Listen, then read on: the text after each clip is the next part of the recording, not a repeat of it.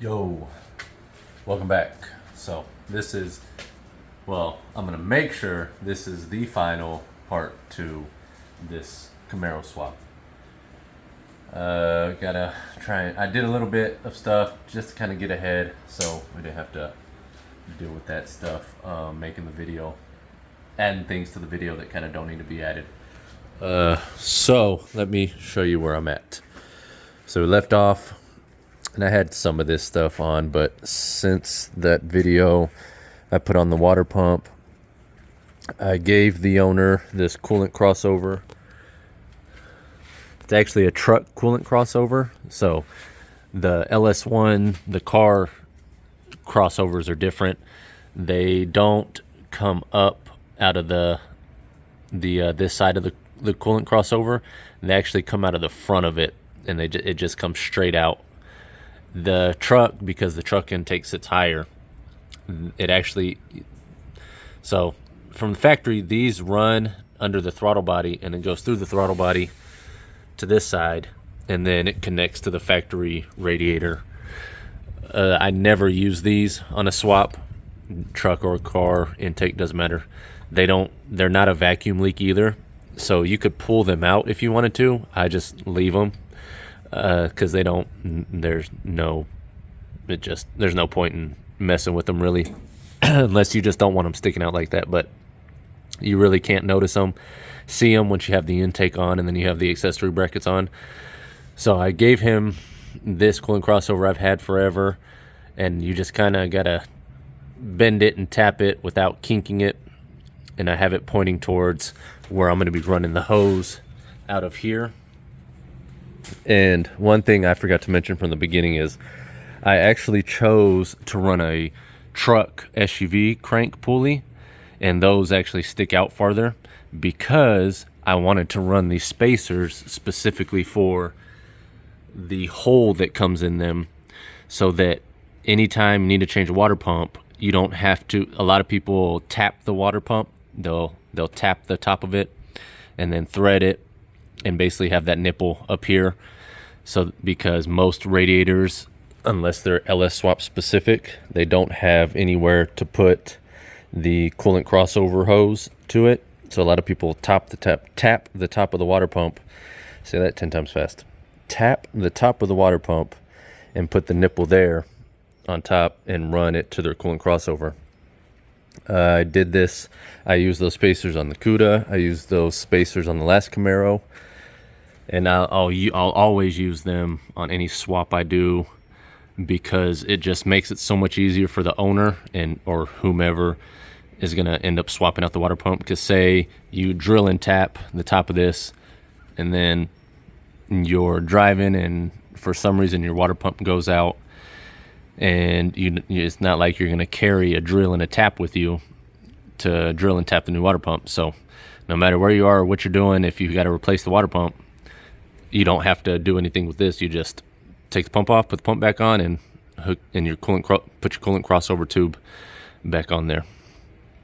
So big fan of that. I painted that coolant crossover, obviously painted it black so it looks prettier. I just put block offs in the rear.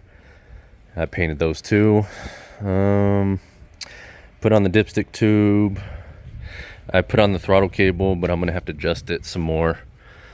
I put the TPS and IAC sensor on. I'm gonna run. So for PCV, it's way different on the car intakes than the truck intake. So a truck intake, they have. So okay, let me backtrack a little bit. Car valve cover, so LS1, LS6, LS2 valve covers are completely different from the truck valve covers because their PCV system is different. The car valve covers have, let me just pull this out of the way.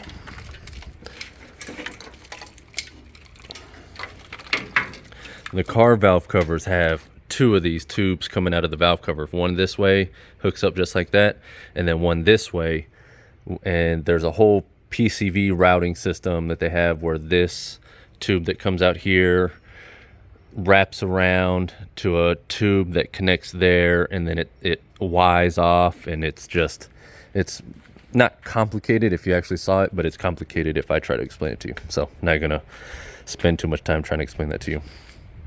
And then the trucks, all they have is this coming out of the driver's side valve cover, and it goes to the top of the, or is it the top or the side of the intake? One of the two.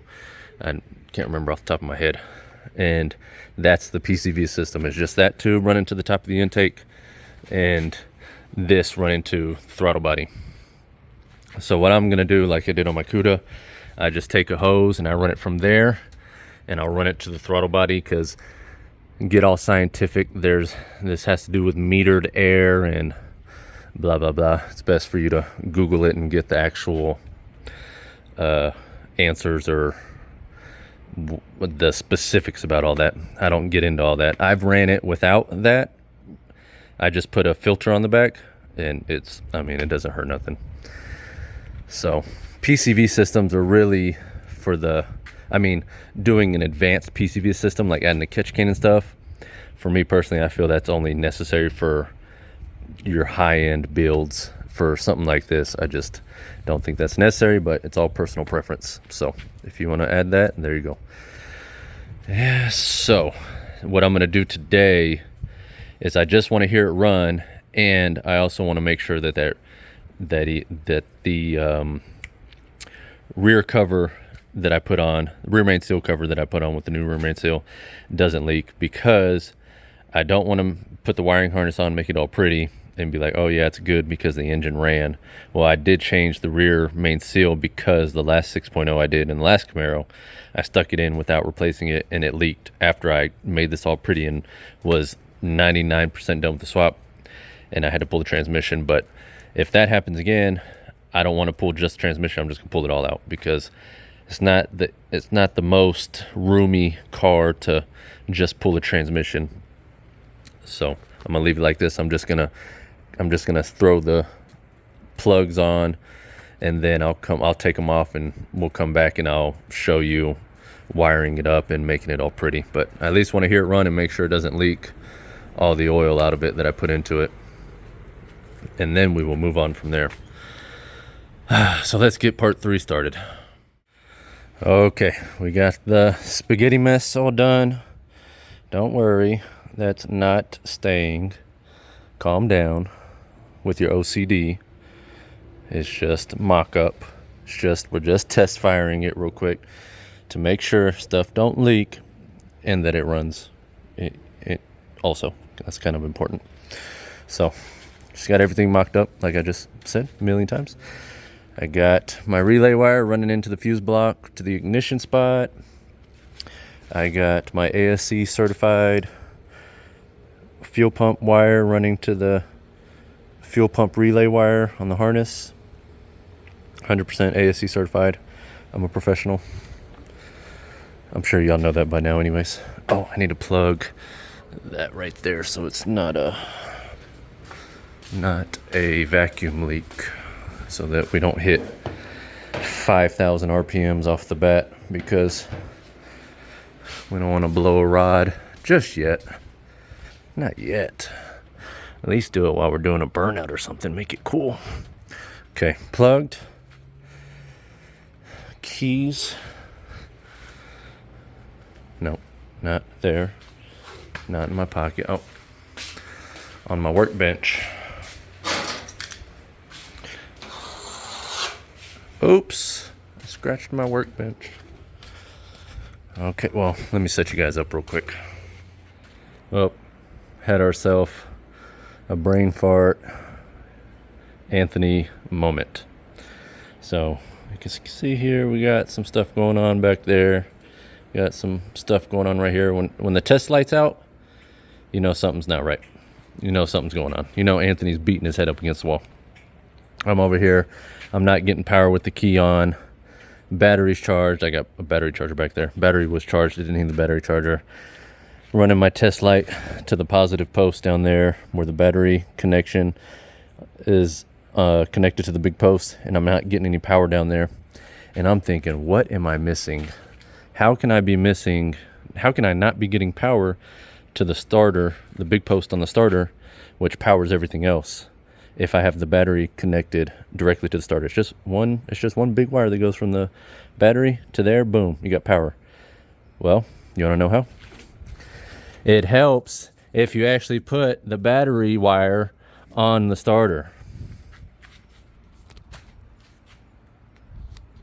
So we're going to do that now, because that will fix the issues of not getting power. Oh my goodness. All right, so now that the battery wire is hooked up, we have power. Imagine that. I'm about 35.6% sure that it's in park. We will find out. I got this wheel chalked front and back. What else? Nothing else? We just start it and, well, make sure nothing's touching the header first. Probably a good idea. Nothing important. We are clear for takeoff.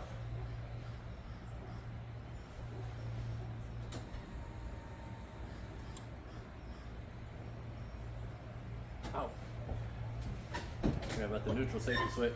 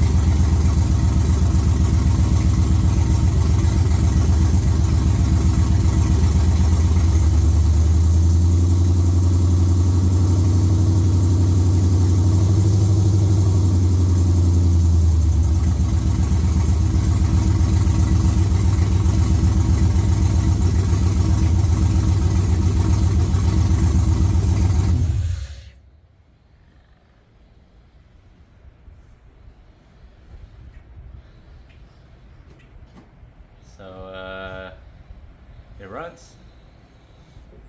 That's a great sign. Great. Just trying to make sure we're not getting any oil out of any places we're not supposed to be.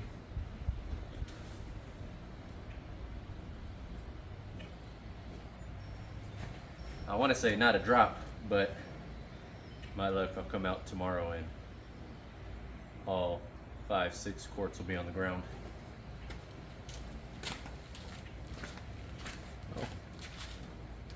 Oh, don't touch metal. That won't be good. It took a minute to start because it needed to get the fuel pressure. There's only 5 gallons in the tank, and hold on, I'm not talking to you. I only have 5 gallons in the tank, and the car is at an angle back, so it took a second. It took a little bit for the fuel pump to pick up the fuel. So far, I mean, it runs. Does it move? Of course it moves. Oh, I don't know understand how nervous I am about that rear main seal leaking after what happened to me last time. I do not want that happening again. I do not want to have to pull this. See if it starts up one more time. Well, let's see if it starts up faster.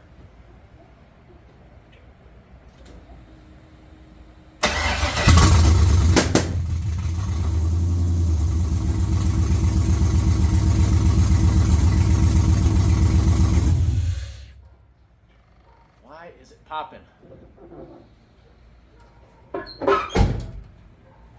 I wonder if I have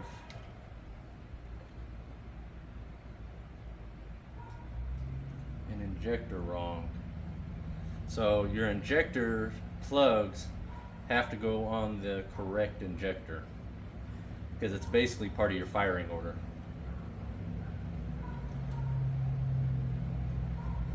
I don't see where I'd have it wrong.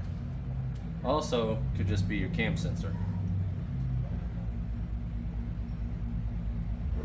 I smell fuel. Well, it's also running just straight headers. Why is it popping?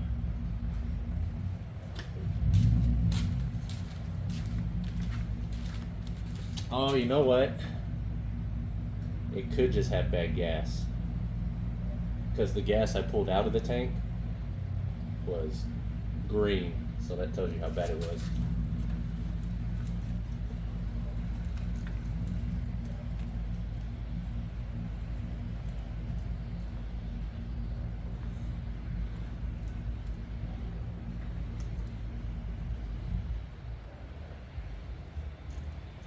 The injectors look like they're on there, right?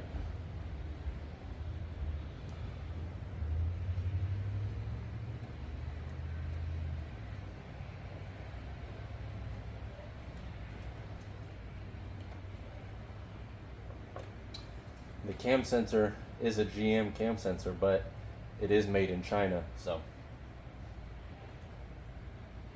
But usually if the cam sensor's bad, it won't fire at all. It'll turn over and it'll just pop, pop, pop, pop. It won't fire off, so it doesn't make sense that it would be the cam sensor. But you'd be surprised.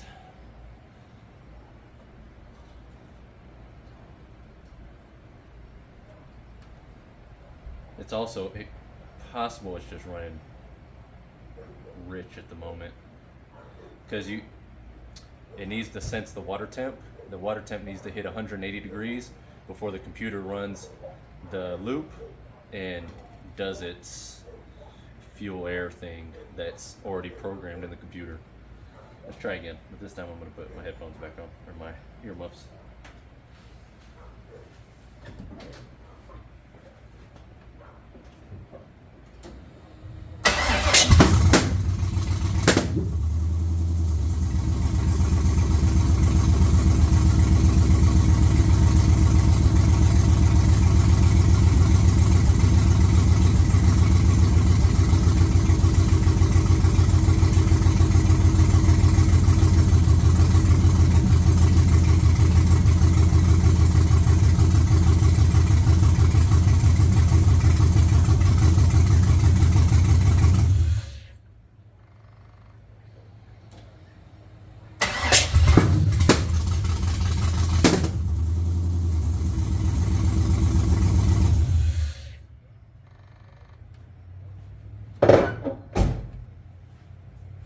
Let's see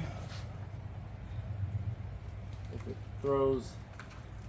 It's going to show me any codes. It's got to be that cam sensor. It has to be. That's the only thing that makes sense why it's popping like that.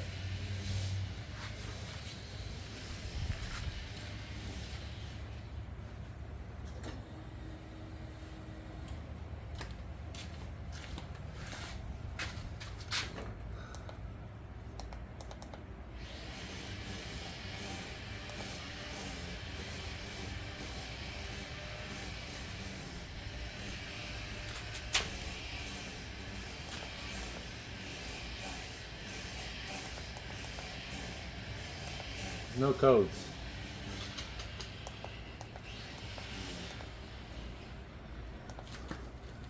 Huh. I wonder if it's just bad fuel. Let's try again. Don't want to get it too hot. Try one more time, see if it pops. If it does, I'll make the wiring harness all pretty, and then maybe when I got it all nice and pretty, I'll maybe touch something that will fix it. Probably not.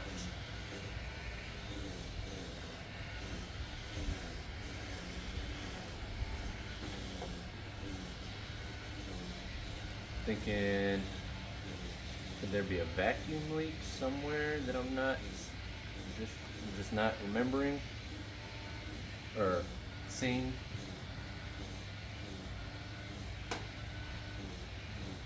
Maybe tighten. Oh, I need to tighten the exhaust gaskets. Oh, I finally found the socket for that. There's a 10 millimeter. I went through like 3 sockets, ordering and going to the parts store. Finally got a 10 millimeter. Let's try one more time.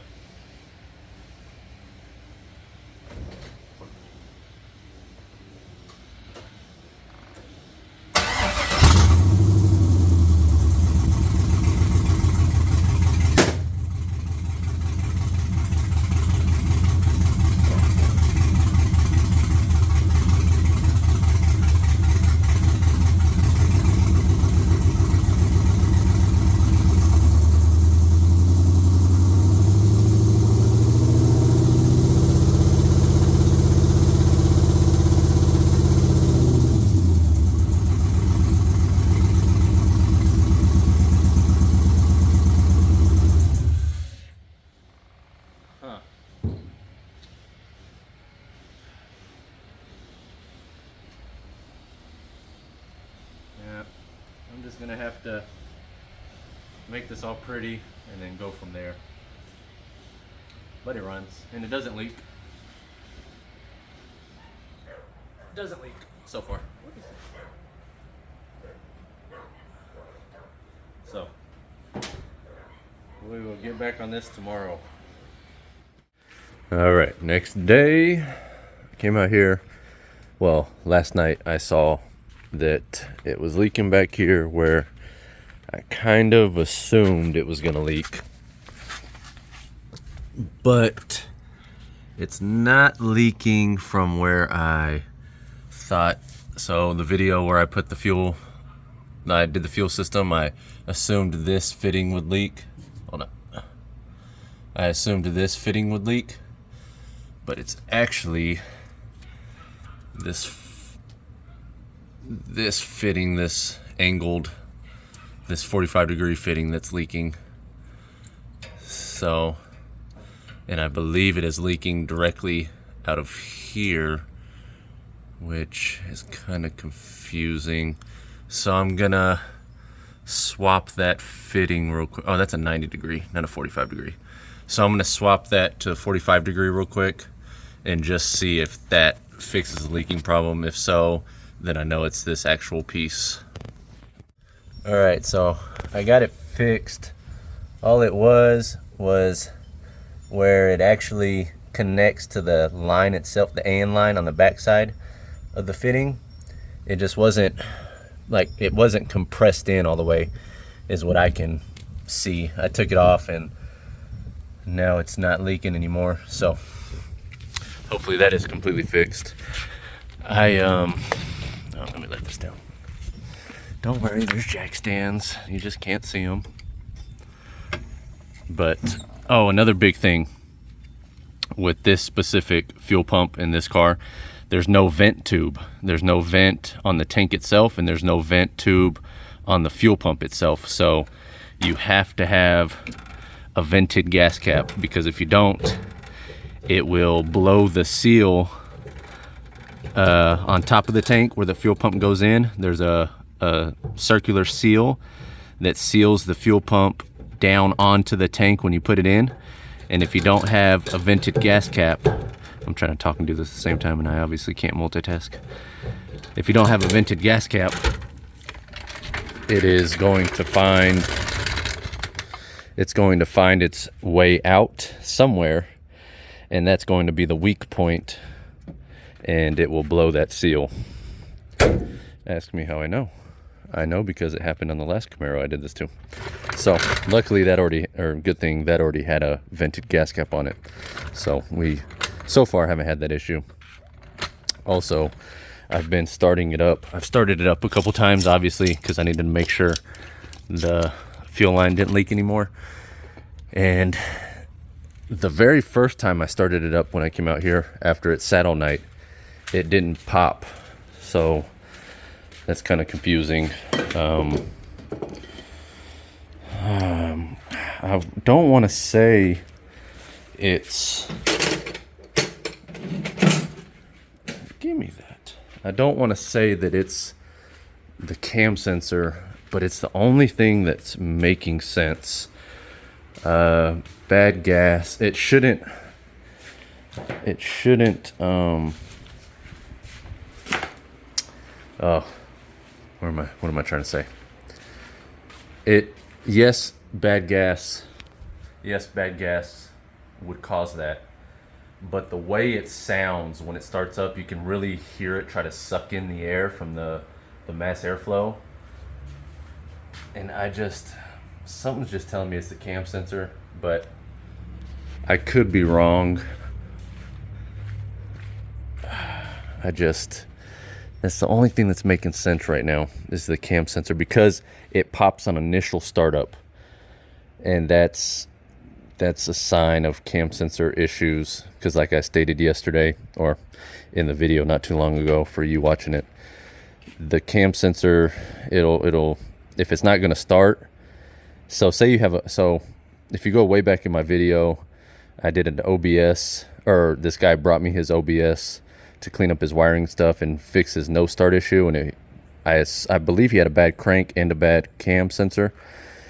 And so since it wasn't getting spark, the cam sensor was also bad. Well, I know it was bad because I had to replace it, and that fixed a lot of things. But you try to start it and it'll bloop, bloop, bloop, bloop, and it would just pop out of the exhaust like the timing was way off, meaning a bad cam sensor, because the engine hadn't been opened up and had a cam in it, so the gears weren't off or anything. But my assumption is cam sensor number one. If it's not cam sensor, maybe there's something with the O2 sensors being on the wrong side, which I've never heard of that being an issue. But they're sensors. The plug on the harness itself is censored. Oh, my hair's all messed up today too. I forgot about that. Sorry about that. Yeah, not looking good for YouTube. Hold on. All right. Anyways, but on the plug, it's bank sensor 1, bank sensor 2. I don't think it matters. Could be wrong. I'll look through the instructions and see. Maybe this weekend I'll pull the cam sensor off the CUDA, because I know that's obviously good, and I'll throw it on and see if that makes a difference. Always, just if you're lucky enough to have a running LS vehicle while doing another LS swap, and then the same generation engine, swapping parts. If you saw the Vega, I took this apart for the Vega to test stuff out. So this weekend, today is Thursday, tomorrow is obviously Friday. I don't know, or no, probably maybe I'll do it tomorrow or later tonight. I'll have to see. I got so much crap to do outside of this. It's ridiculous. It's slowing me down so much in this, but we'll probably see you guys tomorrow. Next day has not been a good day so far. Well, up to this point, hasn't been a good day. Been out here for a minute. Just car stuff. Just, if you've been through it, you know. If you watch the Vega episode or video where I was just getting beat, that's where I was. That's where I've been for the past hour and a half here. So let me show you what's been going on. So, hold on. New coil pack harnesses, new coil packs. Used coil packs I've had laying around in my stash over there of LS stuff.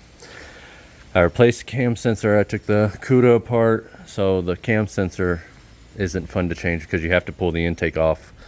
Pull the intake off, pull the cam sensor. Pull the intake off, pull the cam sensor. Put the cam sensor back on.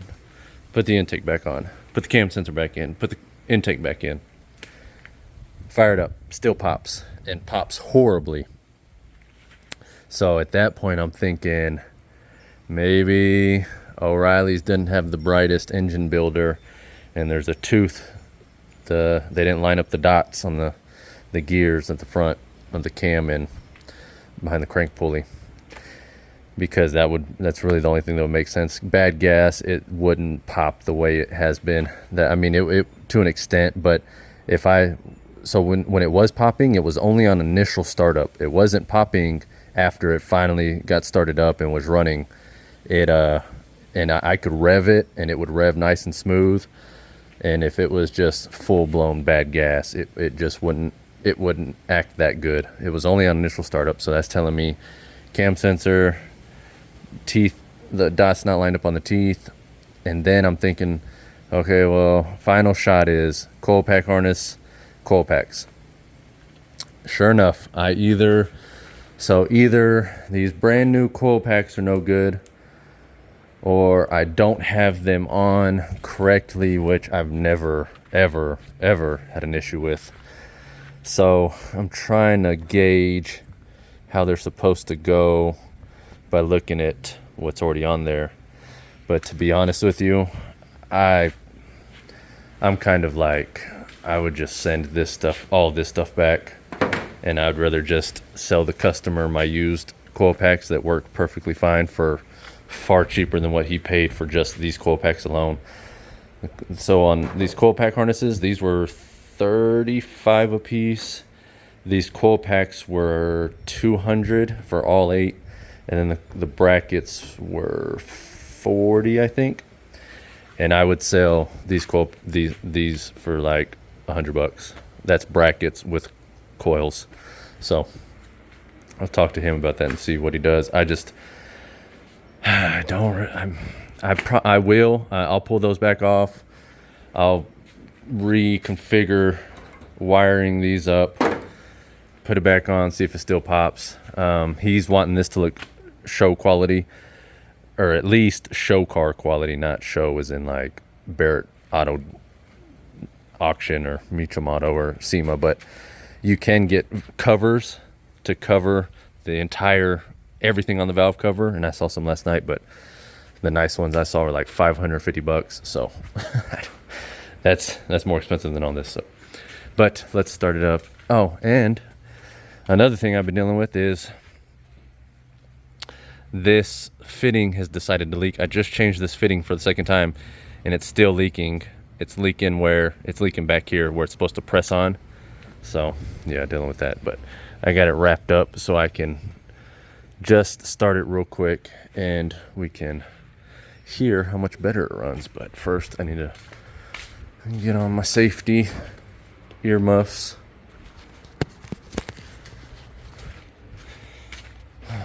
But it is, I mean, it now it runs like it's supposed to. No popping, no nothing.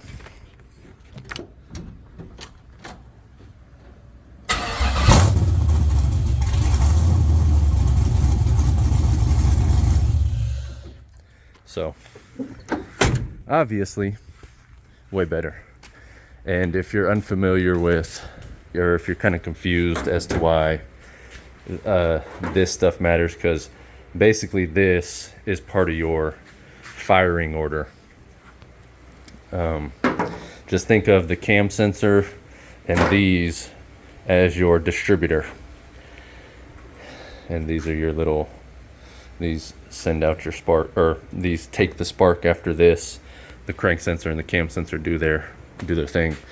So I'm going to reconfigure this, throw them back on, test it a couple times, make sure it stops popping, and if it doesn't, I'll talk to them about just these coil packs, or just buying a brand new set of brand OEM ones. But obviously we're not I can't say we're not having the best luck with OEM stuff, because I don't know if it's just me not putting these on right, or if it's actually this stuff.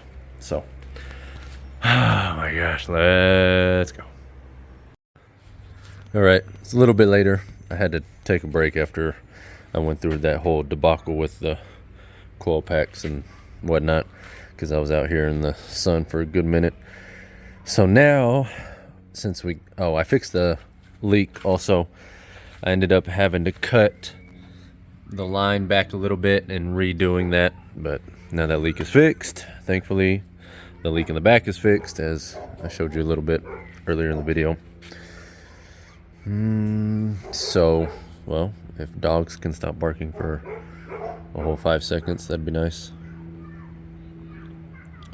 Okay, so now we make it pretty. Now, or well, we go back to making it pretty. Let's do the harness, the part that scares most people and also scared me my first time. But this harness makes it even easier than the Amazon harnesses because it's labeled, as I've mentioned quite a few times. But let me show you a good way to kind of just say it's your first time and you're looking at the bundle of mess over here. Don't worry about all these colored wires yet. You don't need to worry about any of these yet. Not yet. Let's just worry about what's loomed. So the wires that will come on the driver's side, which will be your water temp, your throttle body wires, your grounds. I'm not going to undo the grounds yet because I really don't want to have to put them back on. It's just tight squeeze back there.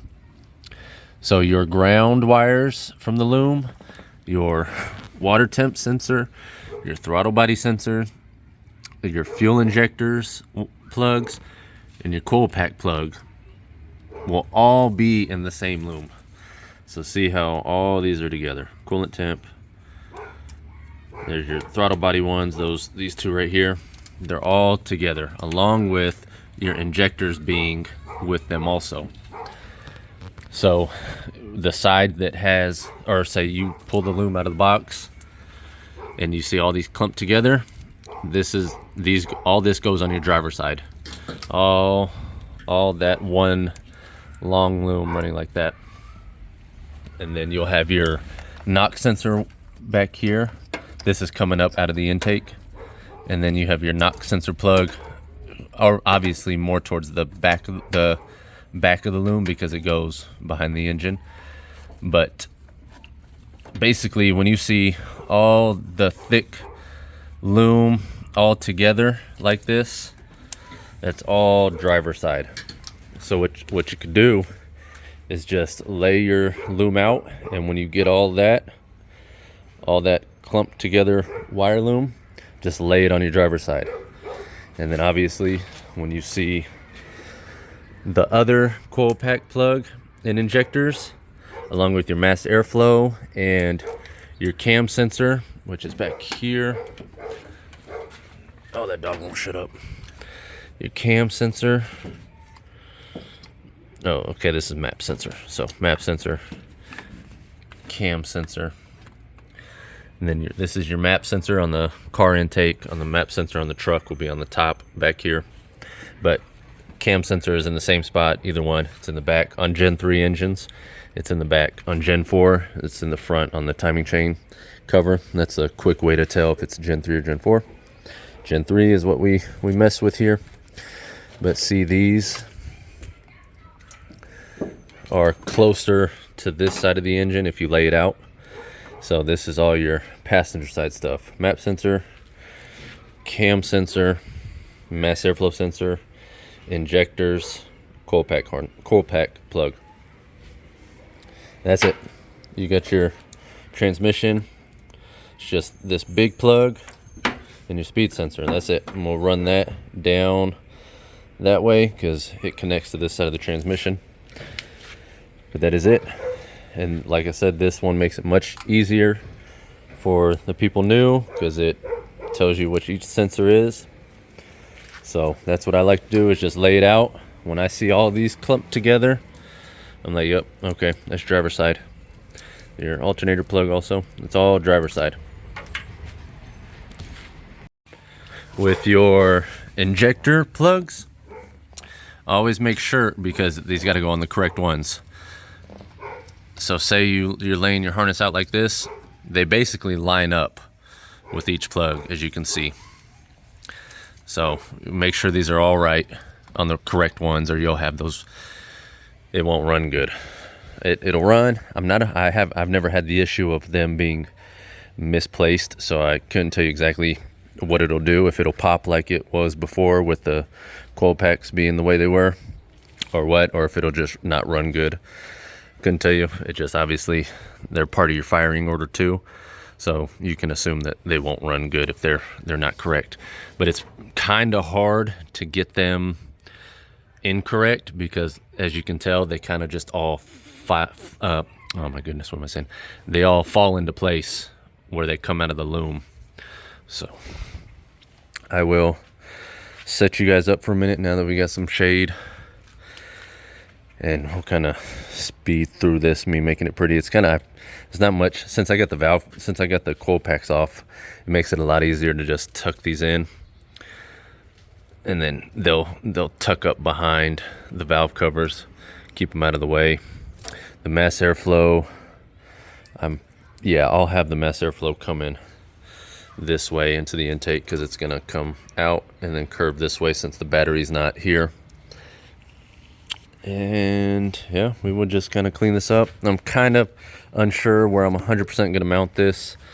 I wanted to mount it in the inner fender well, just so basically how that is on that side.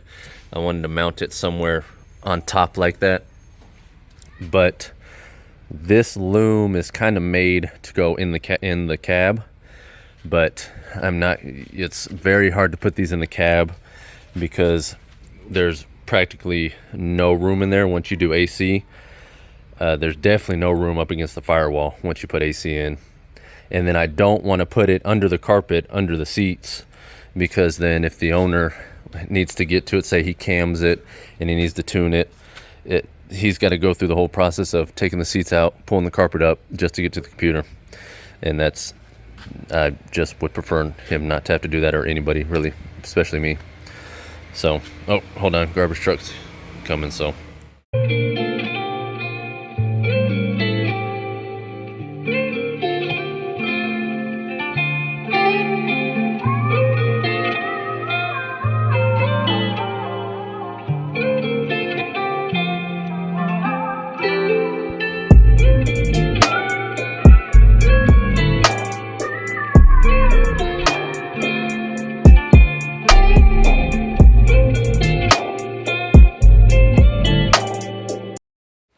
So we are back. Well, hopefully you're still here. I'm back. It has been about 2 weeks. Yeah, 2.5, something like that, since I've been doing stuff to the Camaro. Haven't been filming because, of course, storage is getting low. So unfortunately, I can't sit there and have you guys watch me do everything. So, and I need to get ahead on this because I'm crazy behind. So let me show you where I'm at. Let me show you why it's been 2 weeks. And let me show you the issues that have come since that last little segment we just came from. So, start over here. So, remember how I mentioned the drive shaft was in, we were good, there was room? I lied. Okay, yeah, it happens. I've only lied twice so far in this video, but we're getting somewhere. So learn from me, learn from my mistakes. It's the whole point. So literally the whole reason I do this. Oh, this 350's got Dart Iron Eagle heads on it. Oh, those are good. So Jerry is the drive shaft that came in it when we pulled out this. Now let's backtrack a little bit. I have mentioned there are 3 different tail shaft housings on TH350s. You have the stubby, the short one, which is this one. You have the mid-length one, it's about right there. And then you have, oh, well, can't do that. You got just go from this finger to this finger. And you got the long one. And obviously, drive shaft wise, when you have the stubby, you're gonna have a longer drive shaft. When you got the mid-length one, you're gonna have a little bit shorter drive shaft. When you got the longest one, you're gonna have the shortest drive shaft. So, I believe on the last Camaro, it had the longer it either had the mid or the long tail shaft housing. So we had a shorter drive shaft, which obviously worked with the 4L60 because the tail shaft housing, the transmission itself is longer because it has overdrive. So this one has the very short housing. So we got the longer drive shaft, so it didn't work, especially when I pushed the engine back even further to clearance for the oil pan and the drag link on the steering. So let me show you guys, if you don't know already, which I'm sure you do, how to measure your drive shaft. Well, measure for the drive shaft you need. Let me show you what you don't want. Oh, let's get there. So we had the slip yoke was way up in there. I mean, when this drive shaft was in, you couldn't see anything. The actual where the U-joint connects was pressed up all the way again. You couldn't even see the orange ring on this gasket. It was so pressed up on there. So obviously that's not going to work. Many reasons. You could snap your what's the drive shaft, the oh my god, come on Anthony, we can do this, the shaft back here that your drive shaft connects to. I just went blank on it. It's a whole name. You can snap it. You can actually, if it bottoms out in here so much when you're hitting bumps and going up and down and pushing it in and in, back and forth, you could break something in there where it connects and just keeps hitting, pounding on it. And you could crack the case and have leaks. It's just too many bad things. So you want your drive shaft yoke. Oh, come on. Now you don't want to come out. God, why? Oh, gosh. So look where it's lighter and then it gets darker. Right in between that is where that slip yoke. Come on, come on. Jeez. What is this? God. Okay, well, say right about there. Probably a little bit more. That's about how much play you want in between space from here to here. Because as you hit bumps and stuff, your drive shaft's gonna kind of in, out, and you want to have good engagement. You want to have enough engagement in here so that when you hit, say your front end goes up and your back end stays down and it kind of pulls it out, you want it to stay engaged. You don't want it way out there and that happens. You don't want it just barely in there, because when you hit that bump, boom, just falls right out. Your drive shaft hits the ground. You deal with horrible things happening. So where you can just tell by this drive shaft or this slip yoke where it just about would sit at the end right here. And you want about 1.5 to 2 inches. Go in. You want right about there. Right about there. Some people might say that's too much, but as long as you have a good amount of engagement in here, it doesn't really matter how much space you have here to here. On my CUDA, I put an 8-inch slip yoke on it, and the drive shaft probably ends about here, and the rest is slip yoke. But I have about 2 inches of engagement in here, which is perfectly fine. You just don't want it bottoming out, and you don't want it coming all the way out. So how you measure is, if you have a slip yoke like this laying around, this is how I would measure it. If you don't, I'll show you how to do it. So I would measure from the middle of this U-joint all the way to where the middle of this U-joint would be. And that'll tell me, hold on. No, actually, let me just tell you the other way. Let me tell you how you'll see it on other YouTube videos. Because the way I'm going to do it is just going to be confusing to you, and I know a lot of internet mechanics are going to be like, that's wrong. So I'm just going to show you how you would see another video tell you. Take the end of your tape measure and right here, put it right here, tail shaft, that's what it is. Put it right here on the end of the tail shaft, hold it, come all the way down, and then measure to the center of this U-joint. And that's how all the internet mechanics will tell you.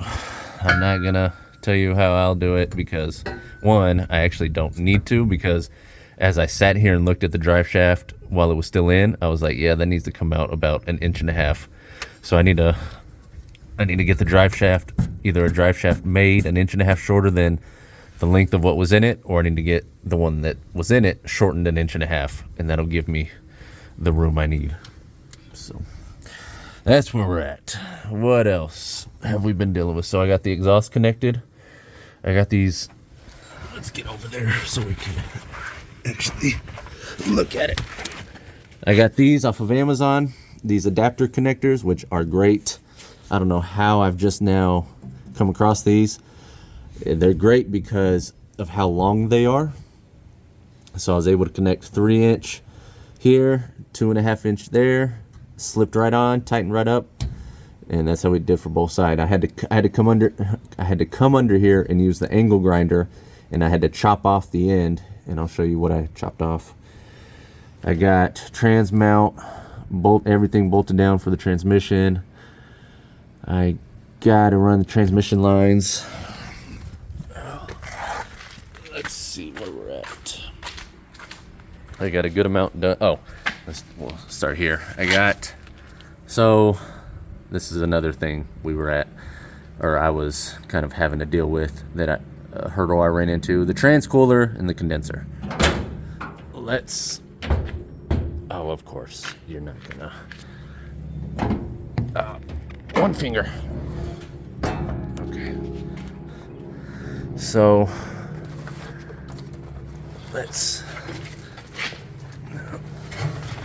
you come with me.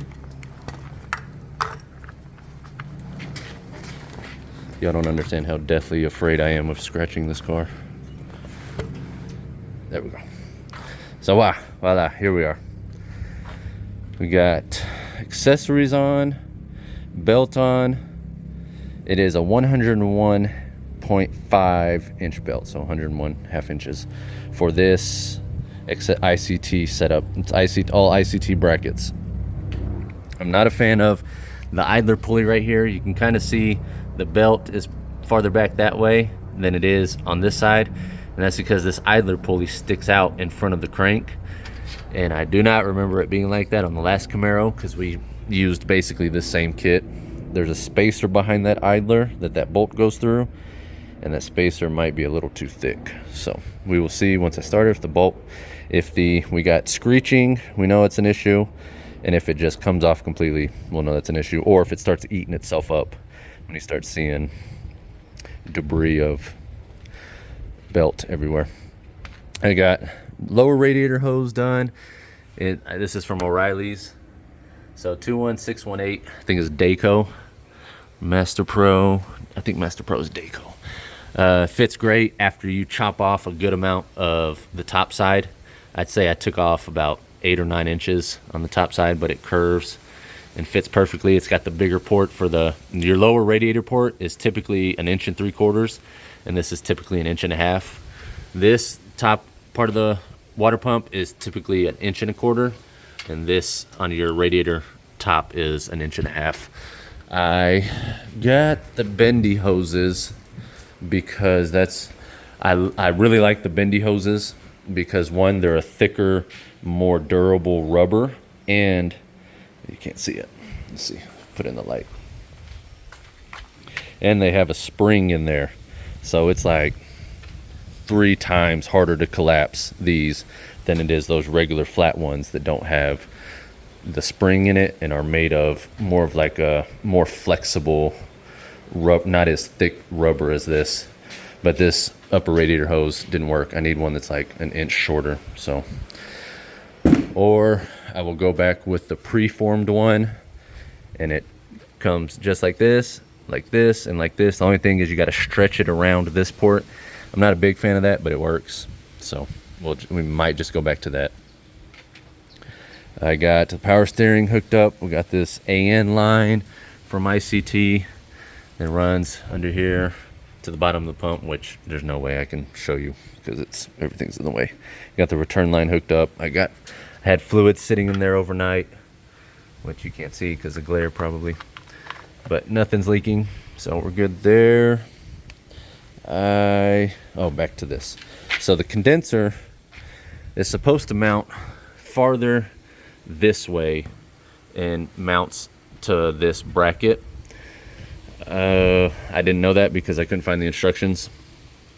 So I mounted it here to the inside of the core support, which gave me the room I needed to mount the trans cooler. I drilled 2 holes and mounted it there through the core support, and then I got one of the basically these plastic things. I don't have no clue what these are called, but basically typically these hold your fan on. I have 2 going through the condenser to hold it at the bottom, and then was gonna put one here and one there for the trans cooler, and I kind of stopped because I was like, wait, need 100% make sure this is all gonna fit. I need to put the dryer has a bracket that connects right here, and I need to see how that's gonna work out, and then I need to make sure I got space to put the lines on. I got the top one on, but I think the dryer connects to one of these ports first, and then the lines come off of that.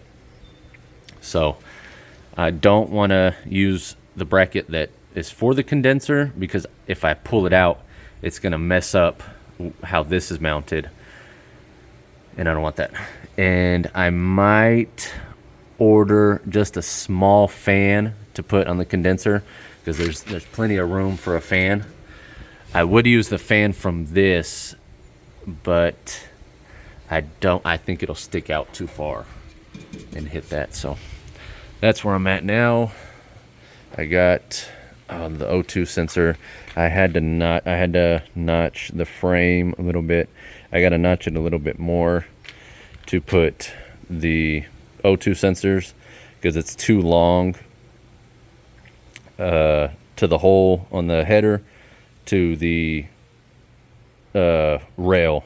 So I grind for about 20 minutes, and finally grinded just a big enough hole to kind of get in there, but I got to grind it some more so that it's a complete hole. Then I got to hit it with some spray paint so it doesn't rust, and go from there. But we fixed the popping issue, so that was a big thing. I got the wiring harness mostly tucked. I kind of ran it through these brackets so that they don't just sit up here, and because they're so long that if I didn't run them below the brackets, they would kind of just bulk up right here, and it would just kind of look a little funky. And we're going for looks on this. So that is where I'm at. I'm going to continue to do stuff that's not going to get recorded because running out of storage space, and this video is already getting long. And I want to finish this video by being able to drive it, because the whole videos are to show a running, driving swap that I can go out and test drive and do everything I need to. So I got quite a bit more to do. I'll see y'all in a second. So I lied again for the 3rd time in this video. I'm gonna have to cut it here, and we're gonna have to move on to a part 4. I know I said part 3 would for sure be the finish, but because we had issues with the drive shaft, I have the fitting on the gas tank coming off the gas tank is leaking again. What else? I have to finish the AC so that I can put the dash back together and do the gauges, so that I got gauges for when I test drive it. I have to mount the computer and the fuse block. I got to raise the coilovers because it's sitting a little too low for my liking. I gotta put the front back together. I got this hose done, so Gates 22352, but I had to cut it. I had to take about this much out of it because it was too long, and then I spliced it together with a little pipe that you can get at the parts store. The biggest issue right now is the idler pulley. I put transmission fluid in it, I put coolant in it, I had the belt on, and I believe I explained earlier in the video. This video has been going on for like 4 weeks now, so kind of forget what I've already said and what I haven't. But the belt was kind of sitting, so you got your, let's say my glasses are the crank pulley. The belt, this pulley was sitting like that. It needed to be like that. So the spacer needs to be at least half of what this length is.